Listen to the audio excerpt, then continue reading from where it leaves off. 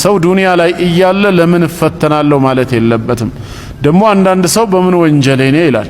ፈተና የሚመጣው በወንጀል ብቻ አይደለም። አንድም በጥፋታችን ሰበብ ይመጣል፣ ወደ አላህ ተውበት አድርገን ምልክት መሆኑን አውቀን እንድንመለስ ነው። ሁለትም ደግሞ የግድ ወንጀል ከሰራችሁ ብቻ ነው ሚል አይደለም። እንዲሁ የኢማን ደረጃችንን እንፈተን ዘንድ አላህ ሊያጠራን የፈለገው ነገር ስላለ ሊፈትነንም ይችላል። ለምን እንፈተናለን ሳይሆን ፈተና በገጠመን ጊዜ እንዴት በትዕግስት በበላይነት እንወጣዋለን ነው የኛ የሚሆነው። ህይወት የተፈጠረው ልንፈተን ነውና ያለነው በዱንያ ዓለም ስለሆነ ማለት ነው። ፈተና ሲባል ደግሞ ሌላው መረዳት ያለብን መከራና ስቃይ ብቻ አይደለም። ድሎትም እንደዚሁ ፈተና መሆኑን ማወቅ አለብን። አንተ በበሽታ ብትማቅቅ በድህነት ኑሮ ላይ ብትኖር አንተ ብቻ ተፈትነሃል። በሀብትና በጤና ያለው ሰው ግን በኒዕማ ይቀማጠላል ማለት አይደለም። እሱም ፈተና ላይ ነው። በተሰጠው ኒዕማ ምን እያረገ ነው? ጌታውን እያመሰገነ ነው ወይስ እየካደ?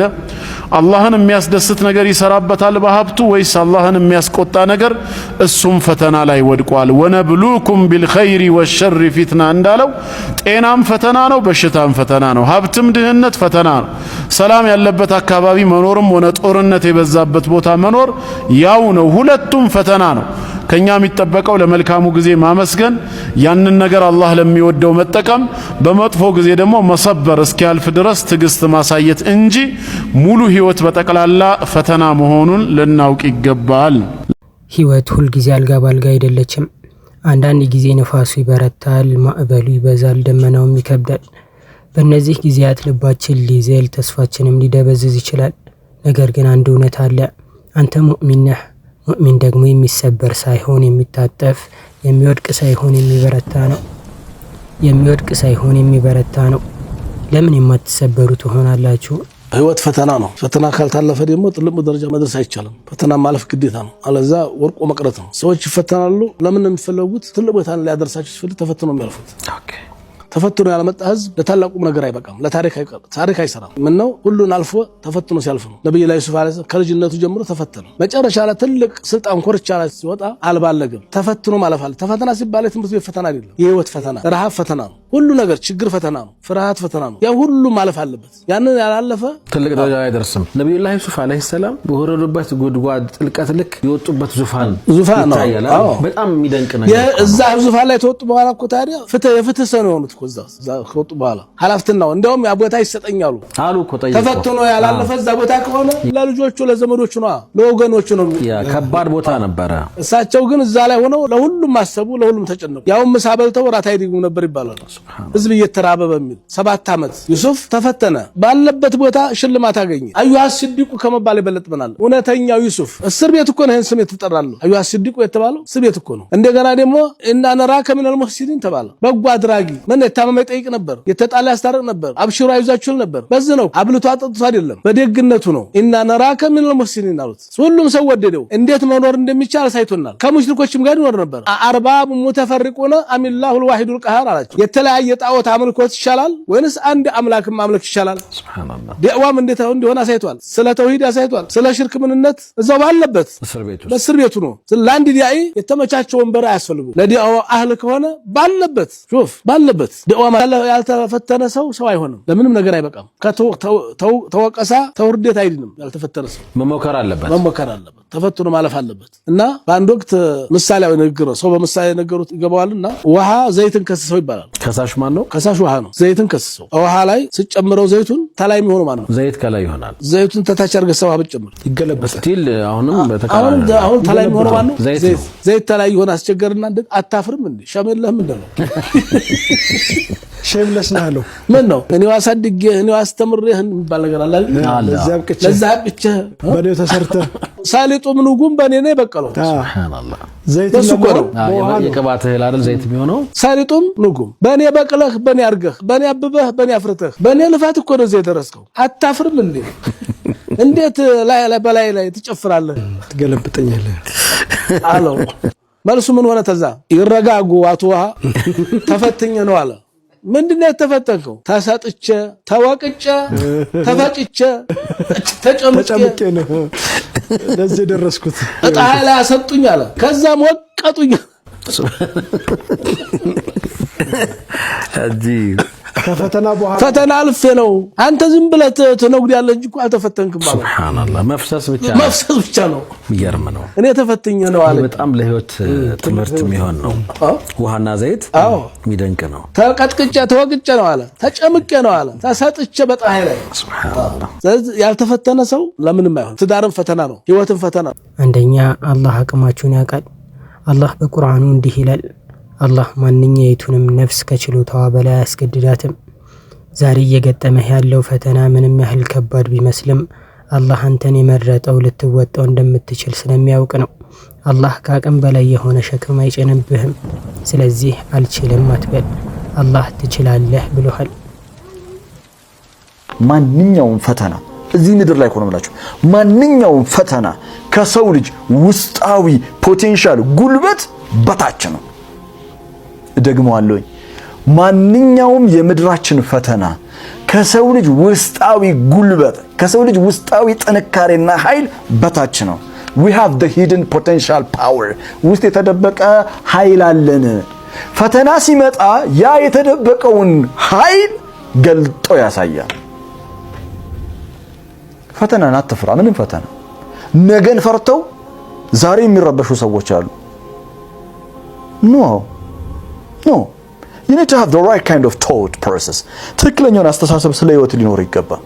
እኔ እንደ ሃይማኖት ሰው ብቻ አይደለም ማለት የእምነትም ጉዳይ ብቻ አይደለም ነገር ህይወትን ስትኖር ላችሁ እንደምታውቁት አዱንያ ዳሩ ብትላ ዱንያ ያለንባት እቺ መሬት የፈተና ሀገር ናት والقرآن الكريم يشير إلى أن حياة الإنسان محفوفة بالمتاعب والمشقة حين يقول قرآن الله سبحانه وتعالى يسول جهوت بس جاري هنتا عند تكبب قرآن الله اندي سيدي قلس لنا لقد خلقنا الإنسان في كبد يسول بس جاري هنتا فتر سيولد سينور سيموت أسجاري يسول جهوت جاري هالترونه يقول العلماء 8 لا بد على الفتى ولا بد أن تجري عليه 8 سمنت نجاروች እኮ ዱንያ ላይ መሬት ላይ ለሚኖር ሰው 8 ነገሮች ሳያስተናግድ አይቀርም ይላሉ سرور وحزن واجتماع وفرقة ويسر وعسر ثم سقم وعافية سرور دستا بهيوت ያልፋል وحزن አስተካጅ ነገር واجتماع ተሰበሰባለ ቤት ዘመድ ይሞላዋል ነገ ደግሞ وفرقة ትለያያለ ወደ አሜሪካ አንዱ ይሄዳል አንዱ ይሞታል መነጣጣልን ያሳልፋል የሰው ልጅ ويسر ገር ነገር ያሳልፈ وعسر የጨነቀ የጠበበ ነገር ያሳልፋል ثم سقم وعافية ጤንነትን ያስተናግዳል ደግሞ በሽታ ይፈራረቅበታል وهذا الدنيا እንግዲህ ዱንያ ማለት እንዲህ ናት በአንድ ባህሪ ላይ አዘልከም يقول الشاعر ገጣሚው ምን ይላል የዱንያን ማንነት ሲያብራራት جبلت على كدر وأنت تريدها صفوا من الآلام والأكدار ومكلف الأيام ضد طباعها متطلب في الماء جزوة نار ይላል جبلت على كدر الدنيا በዚህ መልኩ ነው በከደር በመደፍረስ ነው የተፈጠረችው وأنت تريدها አንተ ግን ትፈልጋታለህ እንድትሆን ልትመኛለህ صفوا من الآلام والأكدار ከሳማሚ ጉዳይ ከሚያደፈረስ ነገር እንድትጠራ ትፈልጋለህ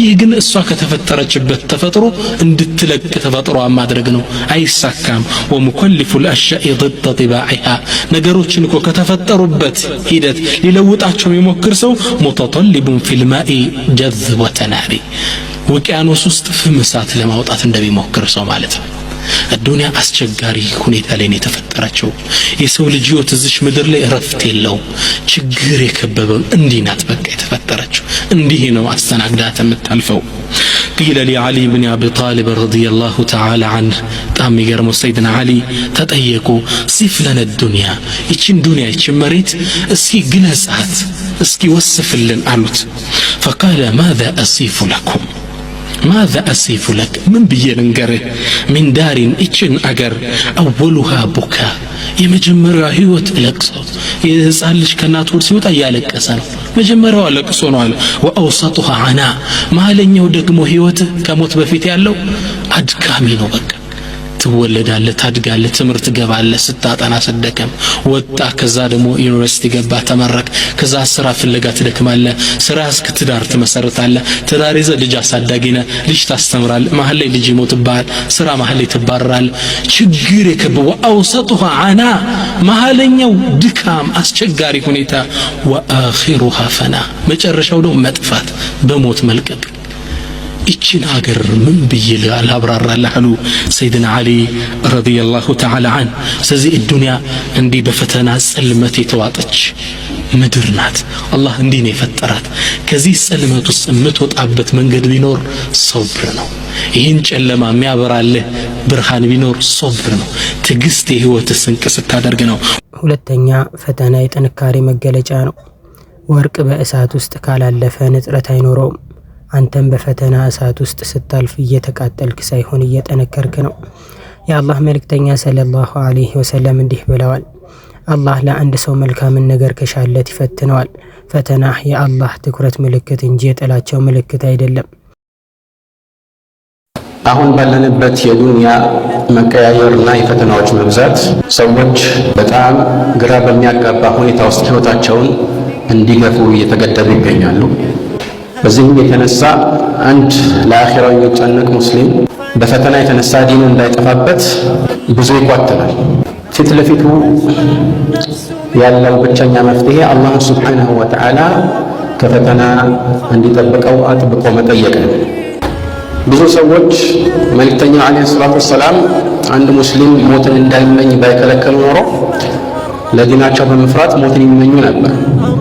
ነገር ግን የአማኞች መጽናኛ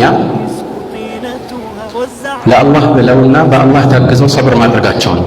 አላህ በቁርአኑ ወስቢር ወማ ሰብሩከ ኢላ ቢላህ ይላል። ትዕግስት አድርግ። ትዕግስት ማድረግህ በአላህ ነው። በአላህ ታግዘህ ካልሆነ የአላህ እርዳታ ካልታከለበት ትዕግስትንም ማግኘት አትችልም። መልእክተኛው ዓለይሂ ሰላቱ ወሰላም ወመን የተሰበር ዩሰብርሁ ላህ ይላሉ። ሰብር ለማድረግ የሚጥር ሰውን አላህ ሰብር ይሰጠዋል። ቀጥለው ወማ አዕጢየ አሐዱን አዕጣአን ኸይረን ወአውሰዐ ሚነ ሰብር፣ አንድም ሰው ከሰብር ወይም ከትዕግስት የተሻለና የሰፋ ስጦታን አይሰጥም። ከዚህ የተሻለ ጥሩ የሚባል ስጦታ የለም ይላል። ከዚህ አንጻር የሚያጋጥሙንን ችግሮች ከችግር ውጭም እንዲሁ የዱንያን ፈተና ባጭሩ ለማለፍ ብቸኛው መፍትሄ ሰብር ነው። ፈተና የማይቀር ነው። መታመም ሊመጣ ይችላል። ድህነት ሊመጣ ይችላል። ልጅ ማጣት ሊመጣ ይችላል። ብዙ በህይወታችን ውስጥ ችግሮች ሊመጡ ይችላሉ። ዱንያ ራሷ ይዛው የምትመጣው ፈተና አለ። ነገር ግን ሁለት ነገሮችን በልቦናችን ውስጥ ማኖር አለብን። አንደኛ ፈኢነ መዐል ዑስሪ ዩስራ፣ ሁል ጊዜ ከችግር በኋላ ምቾት እንዳለ ማረጋገጥ መቻል አለብን። ሁሌ ታሞ አይቀርም፣ አንድ ቀን ቆሞ ሊሄድ ይችላል። ሁሌ ማጣት አይኖርም፣ አንድ ቀን ማግኘት ይኖራል። ሁሌ ሐዘን ውስጥ መሆን አይደለም፣ አንድ ቀን ደስታ ሊመጣ ይችላል። ልጅ አጥተው ባለትዳሮች አላህን ይለምኑ ይሆናል። ነገር ግን ከአላህ ተስፋ መቁረጥ የለባቸው። አንድ ቀን አላህ ልጅ ሊሰጣቸው ይችላል። ትዳርን የሚፈልጉ ብዙ ወንድሞችና እህቶች ይኖራሉ። ተወከል አላህ፣ በአላህ ላይ ተመኩ። በአላህ ላይ የተመካ አላህን የእውነት ያናገረ ለእኔ የሰጠኝ ነገር አላህ መልካም ነው። አሁን ያለሁበት ነገር መልካም ነው። ለእኔ መልካም ነገር አዘጋጅቶልኛል። ለእኔ እንደ አንድ ፈተና ነው ይሄን የሰጠኝ። ትዳርን እፈልገዋለሁ ግን እስከዛሬ አልተሳካልኝም። ፈኢነ መዐል ዑስሪ ዩስራ፣ ኢነ መዐል ዑስሪ ዩስራ። ከችግር በኋላ ነው ምቾት ያለው።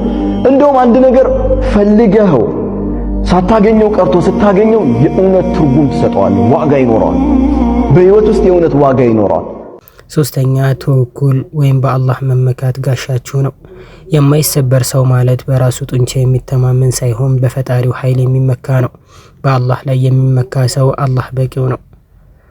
ዓለም ሁሉ ቢቆምብህ የሰማይና የምድር ጌታ ካንተ ጋር መሆኑን ስታውቅ ፍርሃት ቦታ አይኖረውም።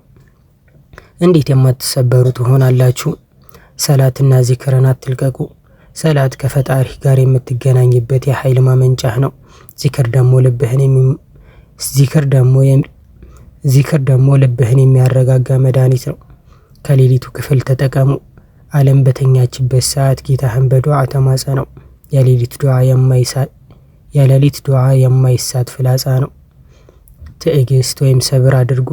ትዕግስት ማለት መገፋት ሳይሆን በአላህ ውሳኔ እየተደሰቱ ለውጥ እስኪመጣ በጽናት መጠበቅ ነው። ወንድሜ ሆይ ዱንያ የመፈተኛ አዳራሽ እንጂ የማረፊያ ቤት አይደለችም። ውድቀቶችህ እንዲሰብሩህ አትፍቀድ። ይልቁንም ወደ አላህ የምትመለስባቸው ደረጃዎች አድርጋቸው። ካንተ የሚጠበቀው ጥረት ማድረግ ነው። ውጤቱ ግን በአላህ እጅ ነው። አስታውስ፣ ከእያንዳንዱ ችግር ጋር ምቾት አለ።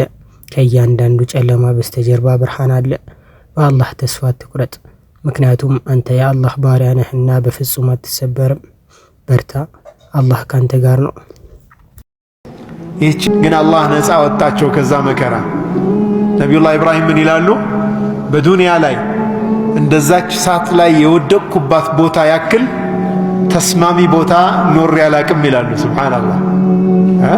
ያ ናሩ ኩኒ በርደን ወሰላመን ዐላ ኢብራሂም ተባለቻ። ከምትስማሚ ቀዝቀዝ ያልሽ ሰላማዊ ሁኚ ተባለች። ኢዛ አራደ ሻን አን የቁለ ለሁ ኩን ፈየኩን። ሚሳነው ጌታ የለም።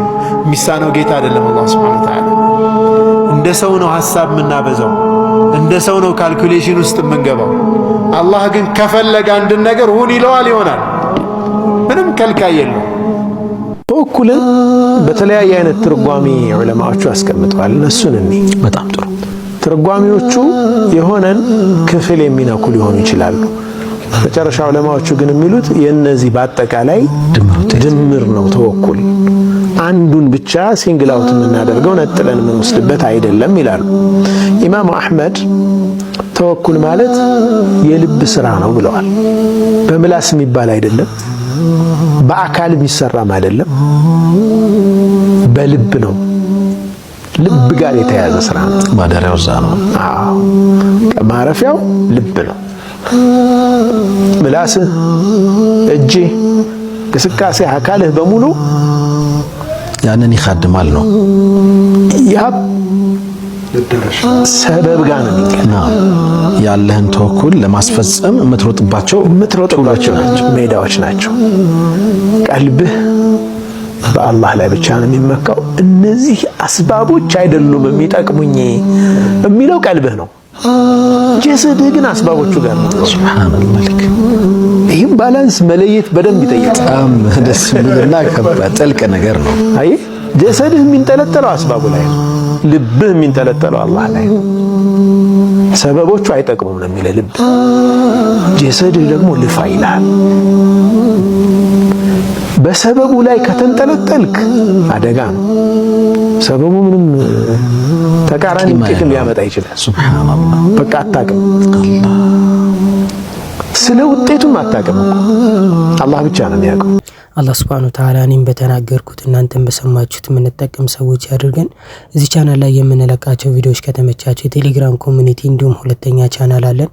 የሁለቱንም ሊንክ ኮሜንት ላይ አስቀምጥላችኋለሁ። ገብታችሁ ፎሎ አድርጉ። ለዚህ ቻናል አዲስ ከሆናችሁ ሰብስክራይብ በማድረግ ቤተሰብ ሆኑ።